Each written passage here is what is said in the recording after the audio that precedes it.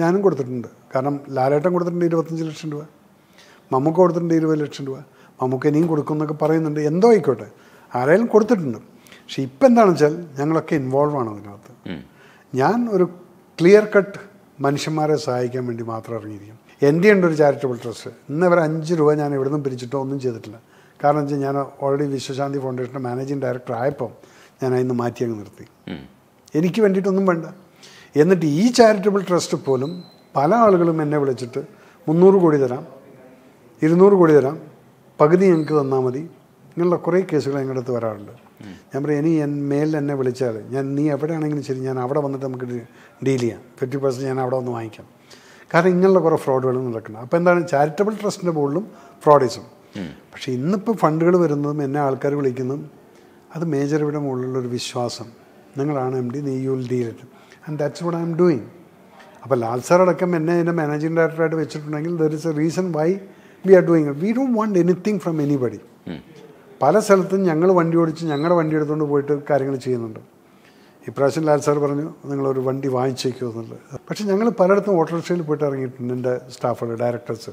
കാരണം നമ്മളവിടെ കണ്ട ഒരു കണ്ടതും ഞങ്ങൾ ഫീൽ ചെയ്തും ഞങ്ങൾക്ക് ശരിക്കും ഇപ്പോൾ അവരെ കണ്ണൊപ്പാൻ ഉള്ള കരുത്തുണ്ടെന്നുള്ള ഫീല്. മറ്റത് നമ്മൾ പറഞ്ഞിട്ട് പോലും ചെയ്യാൻ പറ്റില്ല ചിലപ്പം. ഇപ്പം ഞാൻ ഗവൺമെൻറ് അടുത്ത് പറഞ്ഞു, നിങ്ങൾ സ്ഥലം എന്താ, ഇന്ന് തുടങ്ങി ഞാൻ പണിയെന്ന് പറഞ്ഞു. ഇന്ന് തുടങ്ങും. കാരണം അപ്പോഴത്തേക്കും നമ്മൾ കോൺട്രാക്ടർ വിളിക്കുന്നു, ഡ്രോയിങ് വരുത്തുന്നു, ഈ ഡ്രോയിങ് ഞാൻ നേരെ IT കമ്പനിക്ക് അവിടെ അയക്കുന്നു, അവർ പ്ലാൻ ചെയ്യുന്നു, നമ്മൾ തുടങ്ങും. കാരണം വെച്ചാൽ നമ്മുടെ അടുത്ത് പൈസ ഉണ്ട് ഇപ്പം. അല്ലാതെ ആ പൈസ ഞങ്ങൾ വെച്ചിട്ട് ഞങ്ങളുടെ കറണ്ട് അക്കൗണ്ടാണ്, അപ്പോൾ അതിൻ്റെ പലിശ പോലും ഞങ്ങൾക്ക് കിട്ടില്ല.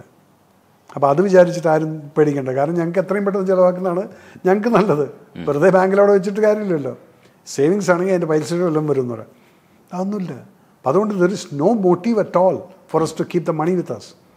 അതിൻ്റെ ഇടയിൽ ഒരു പോസിറ്റീവായിട്ടുള്ള കാര്യം ഞാൻ ശ്രദ്ധിച്ചു. ആദ്യ ദിവസം തന്നെ പ്രതിപക്ഷ നേതാവ് VD സതീശൻ എല്ലാ പ്രതിപക്ഷ അംഗങ്ങളുടെയും MLA-മാരുടെയും ശമ്പളം, ഒരു മാസത്തെ ശമ്പളം കൊടുക്കാമെന്ന് പറഞ്ഞു. ഇത് ഭയങ്കര പോസിറ്റീവായിട്ട് നമ്മൾ വയനാടിനൊപ്പമാണെന്നുള്ളതിൻ്റെ ഒരു തെളിവായിരുന്നു. അത്തരത്തിലുള്ള പ്രതികരണങ്ങൾ ഒരുപാട് നമുക്കിപ്പോൾ വരുന്നുണ്ട്. പാടിന് വിറ്റു എന്ന് പറയുന്ന ലേഡി തന്നെ രണ്ടാമത് വീണ്ടും ദുരിതാശ്വാസ നിധിയിലേക്ക് പൈസ കൊടുക്കുന്നു എന്ന് പറയുന്ന പോസിറ്റീവായിട്ടുള്ളൊരു കാര്യം. അപ്പോൾ നമ്മൾ കേരളം ഒന്നാണെന്ന് പറയുന്ന ഒരു ആത്മവിശ്വാസം കൂടെ നമുക്ക് കിട്ടുന്നില്ലേ? രജനീഷ്, നമ്മുടെ കേരളം ഇതുപോലുള്ള പ്രതിസന്ധികളിൽ എന്നും ഒന്നാണ്. ഇന്നെന്താ ഒരു മതത്തിൻ്റെ പ്രശ്നമില്ലാത്ത, ഇന്നെന്താ ഒരു കോളേജിൽ നിസ്കരിക്കാൻ റൂം ചോദിക്കാത്ത? കാരണം ഇന്ന് എല്ലാവരും നമ്മൾ അവരെ എങ്ങനെ രക്ഷിക്കണം? ഒരു പണിയില്ലാതെ ചോറ് വിലങ്ങത്തടിക്കുമ്പോഴാണ് പാർട്ടി വരും, മതം വരും, എന്നിട്ട് എവനെ എങ്ങനെ നോക്കും. ഇപ്പം തന്നെത്താൻ പ്രകൃതി അങ്ങ് ഇളകിയപ്പം അപ്പം എല്ലാം ഒറ്റക്കെട്ടായിട്ടുണ്ട്. അപ്പം ഈ ഇവരെ ഒറ്റക്കെട്ടായി നിർത്താൻ വേണ്ടി എപ്പോഴും പ്രകൃതിക്ക് ഇളകാൻ പറ്റും. എന്നാണ് നമ്മളിത് പഠിക്കുക? ഇനി ഇതൊക്കെ കണ്ടിട്ട് എൻ്റെ ഈ ബിൽഡിംഗ് അടക്കം ഒരു ഭൂകമ്പം വന്നു കഴിഞ്ഞാൽ നമ്മളങ്ങ് പോകുന്നുള്ളവരാരും വിശ്വസിക്കുന്നില്ല. ഇത് നമ്മൾ വിചാരിക്കേണ്ടത് എന്താണ്? ഇത് നമുക്കും ആവാം. അങ്ങനെ വിചാരിക്കുമ്പോഴാണ് അയ്യോ അവൻ കരയുന്നു, അവൻ്റെ കണ്ണീരൊപ്പം എൻ്റെ കയ്യിലൊന്ന് പിടിച്ചോ. കാരണം ഇതെൻ്റെ കയ്യിൽ വെച്ചിട്ട് കാര്യമില്ല. ഈ രാത്രി കഴിഞ്ഞാൽ ഞാൻ ചിലപ്പോൾ ഉണ്ടാവില്ലായിരിക്കും. ഈ വിചാരമാണ് വയനാട് പോയാൽ നിങ്ങൾക്ക് ഓരോരുത്തർക്കും കിട്ടാൻ പോകുന്നത്. അതുകൊണ്ട് പറ്റുമെങ്കിൽ ആൾക്കാരൊക്കെ കഴിഞ്ഞ് ഒന്ന് തിരക്കൊക്കെ കഴിഞ്ഞാൽ ഒന്ന് വിസിറ്റ് ചെയ്യുക. You will get your humanity back. ആ മനുഷ്യത്വം, നമ്മൾ മറന്നു പോകുന്ന മനുഷ്യത്വം ഉണ്ടല്ലോ, മറ്റുള്ളവനെ കൊല്ലാനും അവനെ നശിപ്പിക്കാനും വേണ്ടി നടക്കുന്ന ആ മനസ്സുണ്ടല്ലോ, അത് മാറിക്കിട്ടും. യെസ്, നമ്മുടെയും ലൈഫ് ഇത്രയേ ഉള്ളൂ എന്ന ആ വിചാരം വരുന്ന ദിവസം ഉണ്ടല്ലോ, നമ്മളൊക്കെ എന്ത് സുന്ദരമായിട്ട് നമുക്ക് ജീവിക്കാൻ സാധിക്കുമെന്നറിയാം. പക്ഷെ അപ്പം അതില്ല. എനിക്ക് വേണം, എൻ്റെ കുട്ടിക്ക്, എൻ്റെ ഭാര്യയ്ക്ക്, എൻ്റെ വൈ കാൻ വി തിങ്ക് നമുക്ക് അത് വയനാട്ടിൽ പോകണത്? അതിനിങ്ങനെ എല്ലാ പ്രാവശ്യം ദുരന്തം വരിക എന്ന് പറഞ്ഞാൽ അതും കഷ്ടമാണ്. ഒന്ന് വന്നതിൽ നിന്ന് പഠിക്കൂ. So be positive. ഇപ്പോൾ VD സതീശൻ പറഞ്ഞിട്ടുള്ളത് ദാറ്റ്സ് എ ഫാന്റാസ്റ്റിക് തിങ്. കാരണം ആ യൂണിറ്റിയാണ് കാണിച്ചത്. അവിടെ നിങ്ങൾ രാഷ്ട്രീയം മറന്നില്ലേ? അവിടെ എന്താ നിങ്ങൾ പിണറായി സഖാവാണ് ഭരിക്കുന്നത്, മാർക്സിസ്റ്റുകാരാണ്, നമ്മളൊന്നും ചെയ്യില്ല. എന്താ അതില്ലല്ലോ. അപ്പം നിങ്ങൾക്ക് ഒന്നാവാൻ അറിയാം. അത് എപ്പോഴും അയക്കൂടെ. പക്ഷെ അതിൻ്റെ ഇടയിൽ ചില തരത്തിലുള്ള കമൻസ് വരുന്നതും നമ്മൾ ശ്രദ്ധയിൽപ്പെട്ടിട്ടുണ്ട്. ഇപ്പോൾ ലാലേട്ടൻ്റെ പഞ്ചമി എസ്റ്റേറ്റ് കാണാൻ വേണ്ടിയിട്ട് അതെന്താണ് സംഭവിച്ചതെന്ന് അറിയാൻ വേണ്ടിയിട്ട് പോയെന്ന് പറയുന്ന ഒരു കമൻറ്റ് ചെയ്യുന്നൊരു അവസ്ഥയുണ്ടായിട്ടുണ്ട്.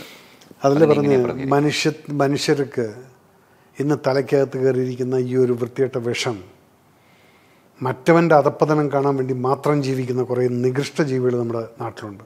എന്ത് സംഭവിച്ചാലും എനിക്കൊന്നും സംഭവിക്കില്ല എന്നുള്ളൊരു തോന്നലാണ് അവർക്ക്.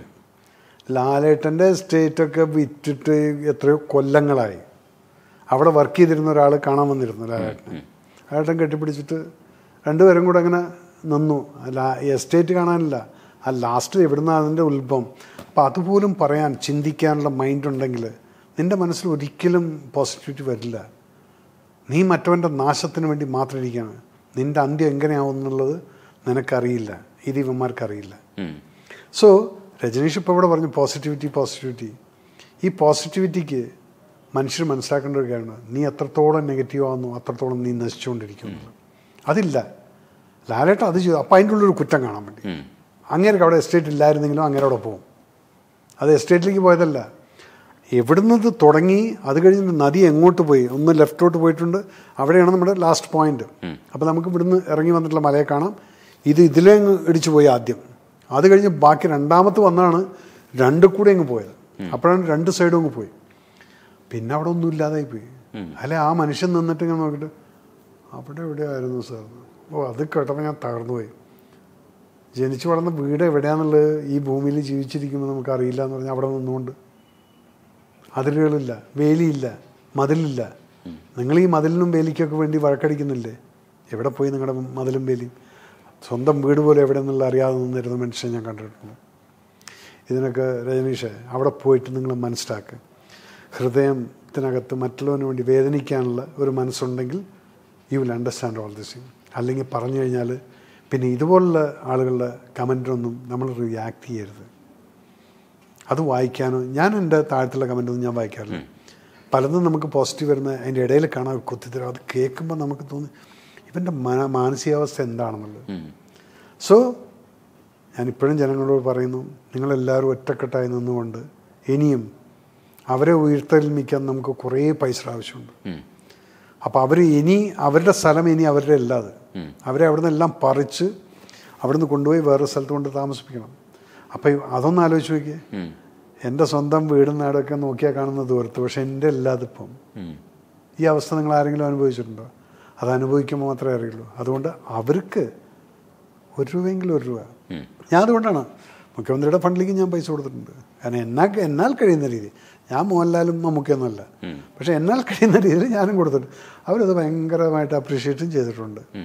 സോ അതുകൊണ്ട് എനിക്ക് എന്താണെന്ന് വെച്ചാൽ ഇത്രയേ ഉള്ളൂ ഗവൺമെൻറ്റിൻ്റെ അടുത്ത് റിക്വസ്റ്റ്. ഇപ്പോൾ വന്നിരിക്കുന്ന ചീത്തപ്പേരുകൾ ഇനി ഉണ്ടാക്കരുത്. അത് ചീത്തപ്പേരായിരിക്കാം, സത്യമായിരിക്കാം, നുണയായിരിക്കാം, എന്തോ ആയിക്കോട്ടെ. അതിനെക്കുറിച്ചല്ല ഇപ്പം നമ്മൾ സംസാരിക്കുന്നത്. ഇപ്പം സംസാരിക്കേണ്ടത് ഇവരെ എങ്ങനെ നമുക്ക് കൊണ്ടുവരണം. ഭയങ്കര ഭീകരമാണ് രജനീഷ് അവിടുത്തെ അവസ്ഥ. ആളുകളുടെ മനസ്സൊക്കെ മരവിച്ചിരിക്കുന്നു. ഒരു കുടുംബം മുഴുവൻ പോയിട്ട് അന്താളിച്ച് നിൽക്കുന്ന ഒരു 7 വയസ്സുകാരൻ അവിടെ ഉണ്ട്. കാരണം അവൻ പിക്നിക്കിന് പോയതാണ്, തിരിച്ചു വന്നപ്പോൾ ആരുമില്ല. അവൻ്റെ അവസ്ഥ ആലോചിച്ച് നോക്കും. അതിവിടെ ഇപ്പോഴും ഞാൻ പറയുന്നു, എനിക്ക് ഓഫീസ് വന്നിട്ടുണ്ട്. ഒരു ഡോക്ടറിൻ്റെ അടുത്ത് പറഞ്ഞു, ഒരു പെൺകുട്ടീനെ ഞാൻ എടുത്ത് എൻ്റെ വീടിൻ്റെ ഭാഗമാക്കാം. ഞാൻ എൻ്റെ മക്കളോടടക്കം പറഞ്ഞു, നിങ്ങളുടെ ഷെയർ എന്ന് പറയുന്നത് ഇനി 3 ആവും. ഒരു പെൺകുട്ടിയും കൂടെ വന്നു കഴിഞ്ഞാൽ കുട്ടികൾ സന്തോഷത്തോടുകൂടി അക്സെപ്റ്റ് ചെയ്തു. അപ്പോൾ അതിൻ്റെ ലീഗലായിട്ടുള്ള എന്താണെന്ന് വെച്ചാൽ മേജറിനെ എൻ്റെ അടുത്ത് പറയണം എന്ന് പറഞ്ഞിട്ട് അങ്ങനെ ഡോക്ടർ, അങ്ങനെ എത്രയോ ആൾക്കാർ എൻ്റെ അടുത്ത് പറഞ്ഞു, ഞങ്ങൾ അഡോപ്റ്റ് ചെയ്യാം, ഞങ്ങളുടെ വീടിൻ്റെ പാട്ടാക്കാം. അപ്പം അങ്ങനെയുള്ള മനുഷ്യന്മാരുടെ അടുത്ത് ഇവന്മാരുടെയൊക്കെ വാക്ക് എന്തിനാ രജനീഷ് നിങ്ങളൊക്കെ പബ്ലിഷ് ചെയ്യുന്നത്? അവരെന്തെങ്കിലും പറഞ്ഞോട്ടെ.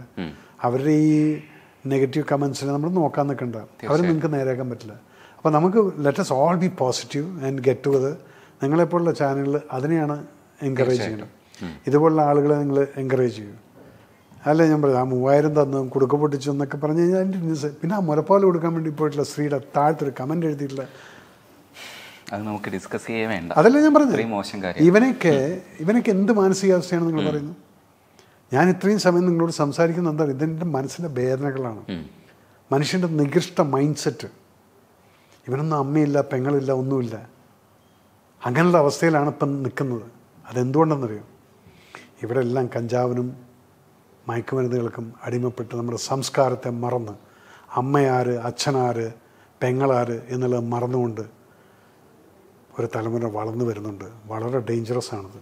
ഞാനതൊക്കെ കണ്ട സമയത്ത് ഞാൻ പിന്നെ ഞാൻ വിചാരിച്ചു, എന്തിനാടാ രവി നീ വെറുതെ കിടന്ന് ചൂടാവാൻ നിൽക്കുന്നത് തന്നെത്താൻ? ഞാൻ വേറെ പുറത്തൊക്കെ പോയിട്ട് ഇങ്ങനെ കറങ്ങിയിരിച്ചു. ഇങ്ങനെയുള്ള കമൻറ്റുകൾ വല്ലതൊക്കെ ആ കാലത്ത് കാണുന്ന സമയത്ത് നമുക്ക് വെറുതെ ഇരിക്കാൻ പറ്റുന്നില്ല. അത് നമ്മുടെ വികാരം എന്താ വെച്ചാൽ നമ്മളിങ്ങനെ ചിന്തിക്കാൻ പറ്റില്ല. അപ്പം അങ്ങനെയുള്ളവരെ എല്ലാം നെഗറ്റീവ് തട്ടിക്കള. ആ അമ്മയും ആ ഫാമിലി അവർ വന്നിരിക്കുന്നു എന്ന് ആലോചിച്ച് നോക്കിയേ. അതിൻ്റെ മനുഷ്യത്വം നിങ്ങളൊന്ന് മനസ്സിലാക്കി. അത് ഭയങ്കര പ്രൗഡ്. അയ്യോ, അത് പ്രൗഡ് മൂമെൻ്റ് അല്ലേ. ഞാൻ അവരെവിടെയെങ്കിലും വെച്ച് കഴിഞ്ഞാൽ ഓടിപ്പോയി ഫാമിലീനെ ഫുള്ളൊന്ന് കെട്ടിപ്പിടിച്ച് നിങ്ങളാണ് മക്കളെ. കാരണം അങ്ങനെ ചിന്തിക്കാൻ ഒരു അമ്മയ്ക്ക് സാധിക്കണ്ടേ, ആ ഫാമിലിക്ക് ഭർത്താവിന് സാധിക്കണ്ടേ. അത് കേട്ടപ്പോൾ വാട്ട് ആൻ ഐഡിയ. അവരുടെ മനസ്സിനകത്ത് എൻ്റെ അടുത്ത് ഇതേ ഉള്ളൂ, ഇതിനാവശ്യക്കാർ അവിടെ ഉണ്ട്, അമ്മ മരിച്ചു പോയിട്ടുള്ള കൈക്കുഞ്ഞ് അവിടെ ഉണ്ടായിരിക്കും, ആ കുട്ടിക്ക് പാൽ കൊടുക്കാൻ വേണ്ടി ഞാൻ റെഡി എന്ന് പറഞ്ഞ് വന്നാ. വിട് രജനീഷ, വെറുതെ നമ്മൾ ഇതിനെക്കുറിച്ചൊന്നും പറഞ്ഞിട്ട് നമുക്ക് ഇവരൊന്നും നേരാക്കാൻ പറ്റില്ല.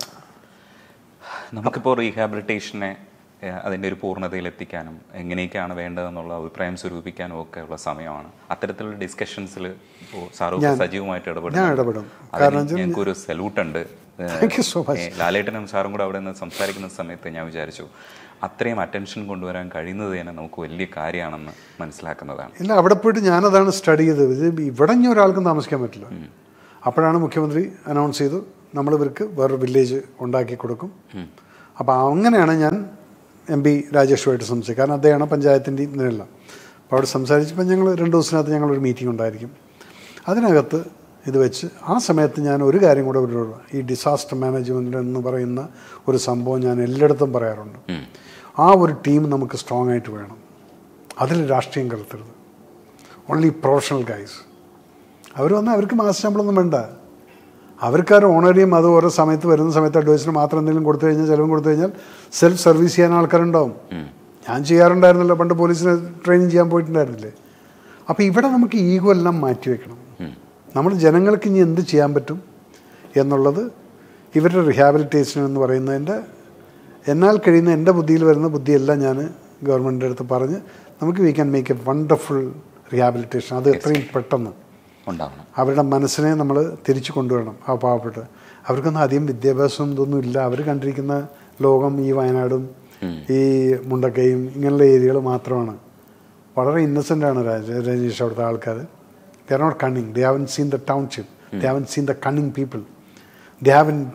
അവർ ഇതൊന്നും കണ്ടിട്ടില്ല, ഇങ്ങനെയുള്ള കമൻറ്റുകളൊന്നും കാണാറില്ല, വായിക്കാറില്ല അവർ. അപ്പം അങ്ങനെയുള്ള മനുഷ്യരെ നമ്മൾ പെട്ടെന്ന് കൈപിടിക്കണം. അവർ അന്താളിച്ച് നിൽക്കുകയാണ് ഇപ്പോൾ. ആ അന്താളിപ്പിൽ നിന്ന് നിങ്ങളെപ്പോലുള്ള ചാനലുകാരടക്കം സപ്പോർട്ട് ചെയ്ത് ആളുകളെ ഇതുപോലെ പോസിറ്റീവായിട്ട് അവിടെ പോയിട്ട് അവരെ കാണാനും കഴിയുന്നത് സഹായിച്ചുകൊണ്ട്. തീർച്ചയായും. അല്ലാതെ നിങ്ങളെ കൊണ്ട് കഴിയുമെങ്കിൽ നിങ്ങൾ പോകണം അവിടെ. അപ്പം അതുകൊണ്ട് എല്ലാവരും കൂടെ ചേർന്ന് നിന്ന് ഗവൺമെൻറ്റിനെയോ ആരാണെങ്കിലും ശരി അവിടെ നമ്മൾ പെട്ടെന്ന് എന്തെങ്കിലും ചെയ്യും.